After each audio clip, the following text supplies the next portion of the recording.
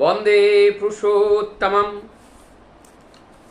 आज मैं आप लोगों के सामने जो विषय लेकर के आया हूँ, परम प्राप्ति। जीवन के परम प्राप्ति क्या है? हम अपने जीवन में कुछ ना कुछ पाते रहते हैं, कुछ ना कुछ खोते रहते हैं। यहाँ पे परम खोना और परम पाना दो बातें हैं जो हमारी जीवन गति को अवरुद्ध करती हैं। वो हमारी परम खोना है, और जो हमारी जीवन गति को उत्समुखीन करती हैं, वही स्टिमुलस ही परम प्राप्ति है। ऐसा ही अनुभूति हमारे परम श्रद्धेय श्री ध्रुवनाथ जोशीदा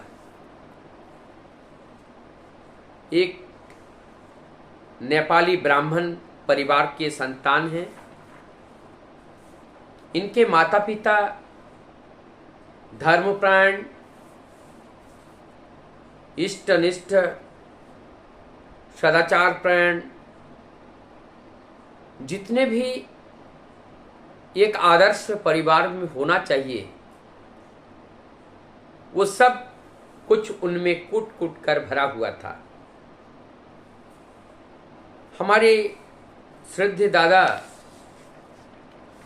ये सारे चीज को देखते हुए उनके मन में लगा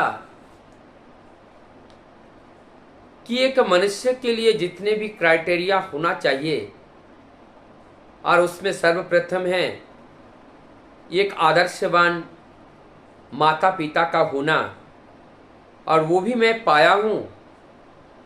और वर्ण में श्रेष्ठ ब्राह्मण कुल में मुझे जन्म भी हुआ है,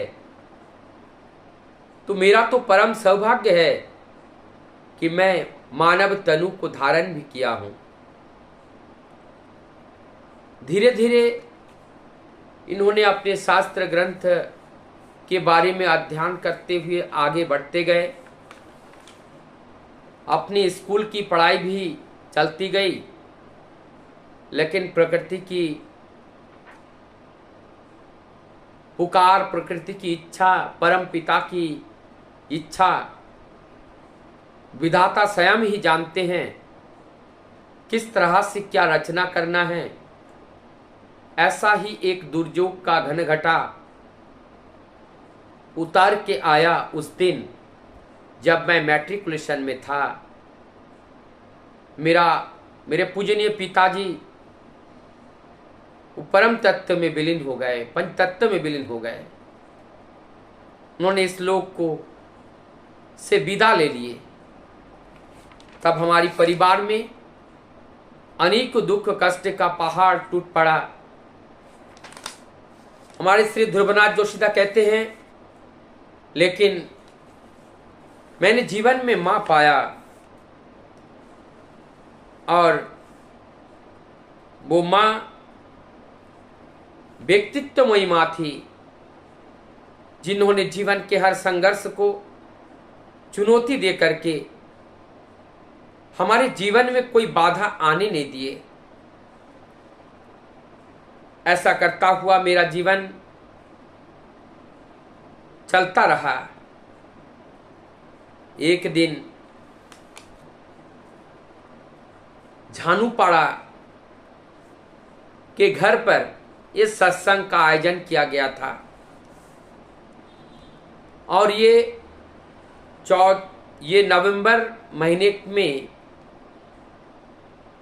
फरवरी महीने में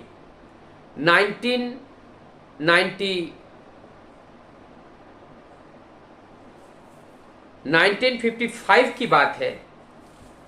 1955, ये 1955 में की ये घटना है। और मेरा जन्म 14 नवंबर 1922 चलता रहा। मेरा दीक्षा के लिए मैं पहले अपने मन में मन बनाया। मैंने अपने जीवन में 14 बार दीक्षा लिया और उस 14 बार में ये जो सत्संग में हम गए, मुझे वहाँ पे अच्छा लगा। और वहाँ पर जिस फोटो को रखकर वहाँ पूजा किया जा रहा था, पहली बार देखा कि किसी नरोत्तनु को सामने रखकर पूजा किया जा रहा है। मेरे मन में कौतूहल हुआ कि ऐसा कैसे संभव है। लेकिन जब मैंने उसी व्यक्ति के बारे में, एक दादा जो उनके भावादर्श को जब बोल रहे थे, जब उस भावादर्श को सुना, पता चला कि वो भगवान है। तो मैंने कहा कि अगर वो भगवान है तो मैं उनका दीक्षा ग्रहण करना चाहता हूँ। चतुर्भुजता कहते हैं मानव जीवन के हर पड़ाव में कहाँ कैसे किस तरह चुनौती देना चाहिए, वो परमपिता से हम जानते हैं। और वो हमारे जीवन में हर पल पल वो उपस्थित होकर के हमें वो दिशा निर्देश देते रहते हैं। अब दीक्षा लेने का मन बना लिया। घर जाकर के अपने जन्मधात्री माँ से प्रार्थना की दीक्षा लेने के लिए। लेकिन माँ ने नाराज होकर के वो चतुर्भुजता और उनको दोनों को घर से भगाया दीक्षा लेने के नाम पर। लेकिन बाद में दादा ने अपने माँ को समझाए, बुझाए और उन्होंने कहा कि मैं पहले दीक्षा लेता हूँ, अगर ठीक लगेगा तो मैं पालन करूँगा, नहीं तो मैं छोड़ दूँगा। ये कर करके दीक्षा ले लेते हैं। और उसके ठीक 1 महीने बाद उनके माँ भी वो सतनाम से, वही ठाकुर जी के नाम से दीक्षा ले लेते हैं। अब ये जीवन चलता रहता है। जीवन में बहुत सारे प्रश्न आती हैं, लेकिन ठाकुर जी को पाकर, उनका संग करके सारे प्रश्न का जवाब उन्हें मिल जाता है। अब उनके मन में आया ठाकुर दर्शन के बारे में, ठाकुर दर्शन के लिए। अब वो ठाकुर दर्शन के लिए मन बना लिया कि हम देवघर जाएंगे। अब ठाकुर दर्शन के लिए वो देवघर रवाना होते हैं। ठाकुर पार्लर में बैठे हुए हैं। पहले जाकर के प्रणाम करते ही जब चेहरे की ओर देखते हैं, अपने पिताजी का चेहरा दिखाई देता है। ठाकुर जी के चेहरे नहीं दिखाई देते, पिताजी का चेहरा दिखाई देता है। अंदर से एक विद्युत की तरह एक चमक, एक छेरन सा उत्पन्न हुआ। और मैंने आंख को पोंछा। मेरे मन में लगा तो मैं कोई विमर्श तो नहीं हो गया हूँ, मैं गलत तो नहीं देख रहा हूँ। फिर देखते हैं वही, बाद में फिर वो ठाकुर जी को देखते हैं। अब उनके हृदय में लगा एकदम उनका जो पितृ स्नेह मिला जब ठाकुर जी से बात किए। अब उनके अंदर का जो दुख था, दर्द था, वो सब मिट गया। और एकदम जनी एक ऐसा अभूतपूर्व विश्वास उसके अंदर जन्म ने लिया कि यही हमारे जीवन का सब कुछ है।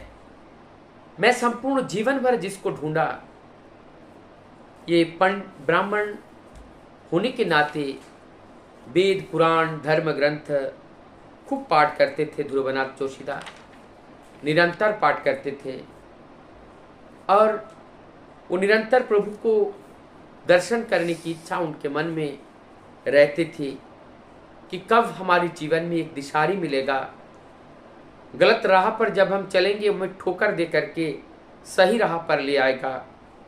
ऐसा एक आदर्श हमें कब मिलेगा। आज लगता है दादा आप बोल रहे हैं कि मेरे जीवन की जो प्यास थी, भूख थी, वो आज मिट गई। आज वो भूख हमें मिट गई। और जब वहीं पे ठाकुर के पास जब दर्शन प्रणाम कर रहे थे और वहाँ जाकर के चतुर्भुज था, जब ठाकुर को प्रणाम किया और उन्होंने बताया कि इनको सिलचर से लेके आए, तब ठाकुर जी बोल उठते हैं वही माल लेके आए। अर्थात इसकी बात पहले की कहानी यही है।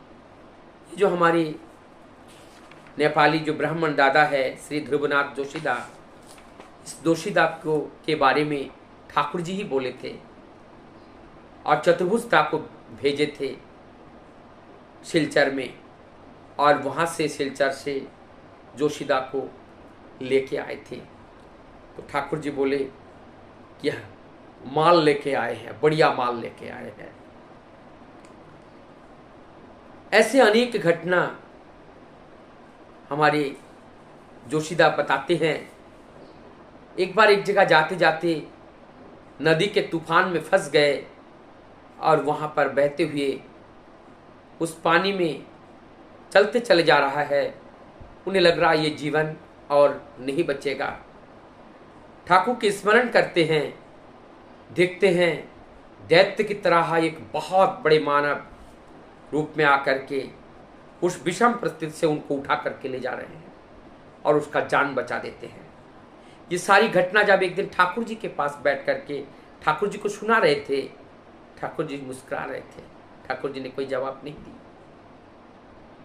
ऐसे ही अनेक घटना जीवन में होती रहती हैं और ये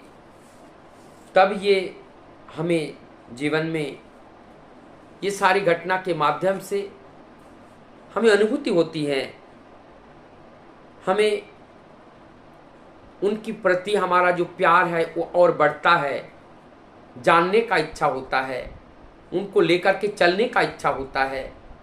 आइए परमपिता को जब हम लोग ग्रहण करके चलते हैं, निश्चित रूप से हम अपने जीवन का जो उद्देश्य है वो सफल होता है।